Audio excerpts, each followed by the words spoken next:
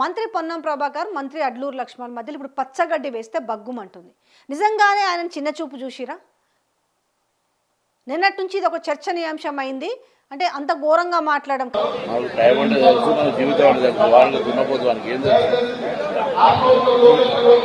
కానీ నేను మాట్లాడింది అది అడ్లూరి లక్ష్మణ్ ఉద్దేశించి మాట్లాడింది కాదు అన్నాడు. మరి ఎవరిని ఉద్దేశించి మాట్లాడారు? అక్కడ పక్కన ఇటువైపుగా మంత్రి వివేక్ ఉన్నాడు, సో ఫహీం ఖురేష్ ఉన్నాడు.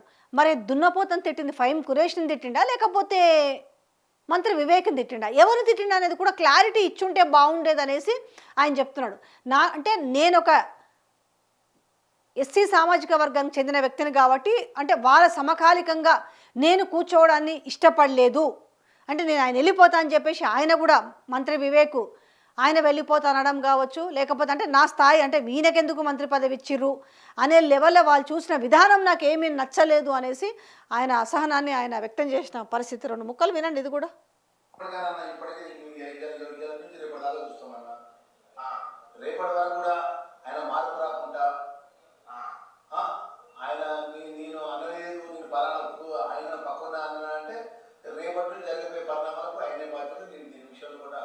మల్లికార్జున ఖార్గే గారికి నేను నా ఆ సామాజిక వర్గంకి వెళ్ళి పుట్టి మా సామాజిక వర్గం ద్వారా మనం మంత్రి అవడం ఇంకా మేము చేసినటువంటి పొరపాట, మేము చేసినటువంటి మా దురదృష్టమా, మన ఈ విధమైన అవమానాలు గ్రహించాల్సి వస్తుందన్న విషయం మల్లికార్జున ఖార్గే గారికి, మీనాక్షి మేడం గారికి కూడా నేను మిత్రం పంపించిన, ఖార్గే గారికి కూడా తీసుకొస్తా, రాహుల్ గాంధీ గారికి. సో ఈ విషయం మీద నాకు కనుక రేపట్లోగా క్షమాపణ చెప్పకపోతే పరిస్థితి వేరే లేకంగా ఉంటుంది. అంటే పాపం మరి మొన్న ఆయన మంత్రే కదా, ఫస్ట్ సార్ ఎమ్మెల్యే అయినందుకే మంత్రి అయింది కాబట్టి చులకనగా చూసిరు అనుకోవాలా. అంటే ఆయన ఆవేదన వ్యక్తం చేసి నేను ఈ విషయాన్ని చాలా లైట్గా తీసుకోవాలనుకోవటం లేదు. ఈ విషయాన్ని నేను ఖర్గే దగ్గర తీసుకెళ్తాను, రాహుల్ గాంధీ దగ్గర తీసుకెళ్తాను, సోనియా గాంధీ దగ్గరకు తీసుకెళ్తాను. నాకు రేపటి వరకు క్షమాపణ చెప్పకపోతే అనే దాని విషయంలో ఆయన చాలా ఘాటుగానే వారించిన విషయం కనిపిస్తుంది. బట్ మరి మంత్రి పొన్నం ప్రభాకర్ నిజంగానే ఉద్దేశపూర్వకంగానే మాట్లాడిండా అంటే ఆయన కూడా చాలా సీనియర్ లీడరు. అంటే ఈ మధ్యలో వివాదాలకు కారణమవుతున్నాడు. మొన్న కూడా అంజన్ కుమార్ యాదవ్ అన్నాడు నేనే ఆయన కంటే చాలా సీనియర్ని, ఆయన ఎవరు టికెట్ డిసైడ్ చేయడానికి అన్నట్టు ఆయన మాట్లాడిండు. బట్ ఈయన వచ్చేసరికి ఏమో ఈయన ఇట్లా మాట్లాడతారా నన్ను అనేసి అంటే ఈయనకు మద్దతుగా మోత్కుపల్లి నరసింహులు కూడా మాట్లాడడం జరిగింది ప్రెస్ మీట్ పెట్టి. మరి పొన్నం ప్రభాకర్ ఏ రకంగా స్ట్రైట్ అవే చెప్తాడా?